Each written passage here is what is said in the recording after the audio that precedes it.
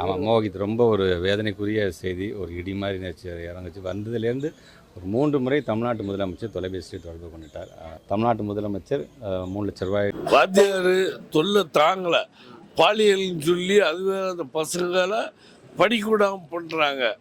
ஏன்னா அப்படிங்கும்போது மேனேஜ்மெண்ட் வந்து சரியில்லை. அவங்க கரெக்டாக இருக்கணும்.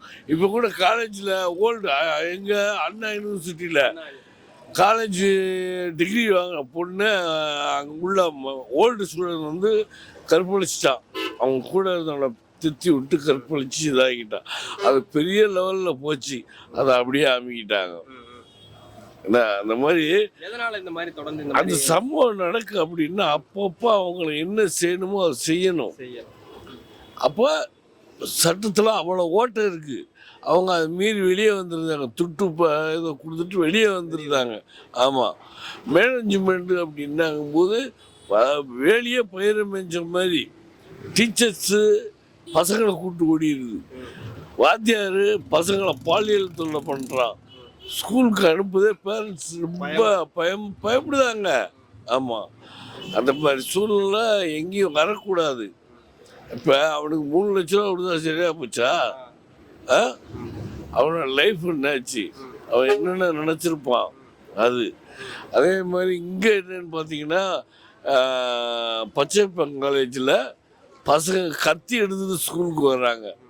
அந்த அளவுக்கு இருக்கு மேனேஜ்மெண்ட். தமிழகத்தில் சட்ட ஒழுங்கில் நல்லா இல்லை. இவங்க ஏன் கத்தி எடுத்துறதுன்னு பசங்களை செக் பண்ணி பார்த்து அனுப்பணும். அது கிடையாது. உள்ளே போய் கத்தி எடுத்து குத்த வெட்ட அப்படிங்கும்போது காலேஜும் கெட்டு போச்சு. மொத்தத்தோட வாழ்க்கையும் இது பண்ணிட்டாரு முதலமைச்சர். எல்லா பஸ்ஸையும் ஃப்ரீயாக விட்டாரு. ஆட்டோ, ஓலா, ஊப்பரு, ஸ்விக்கி எல்லா வாழ்க்கையும் போச்சு. சாதாரண கால் டாக்ஸி 500 ரூபாய்க்கு மேலே எடுக்க மாட்டான். ஆனால் இப்போ அவனே 100 ரூபாய்க்கு போகிறான். ஏன்னா இன்சூரன்ஸ் 25 ரூபா. அவனால் முடியல, ஃபைனான்ஸ் கட்ட முடியல. என்ன ஆட்டோக்காரங்களால சம்பாதிக்கவே முடியல. அந்த அளவுக்கு ஒரு நெருக்கடியான சூழ்நிலை இருக்குது. இதெல்லாம் வந்து முதலமைச்சர் வந்து இறங்கி செய்யணும். சும்மா அங்கே இத்தனை கோடி கொடுத்தேன், இங்கே இத்தனை கோடி கொடுத்தேங்கிறதெல்லாம் வேஸ்ட்டு.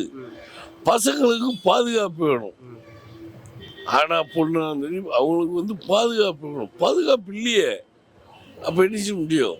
ஜனங்க வந்து செம்பிளாட்ட கூட்டம் மாதிரி எங்கே இனம் கொடுக்காங்களோ அங்கே கவுந்துருவாங்க. ஏன்னா ஆனால் இப்போ பஸ் பார் வந்து ஓசியாக கொடுத்துருக்காரு. அது எவ்வளோ நாள் ஓடுதுன்னு சொல்ல முடியாது.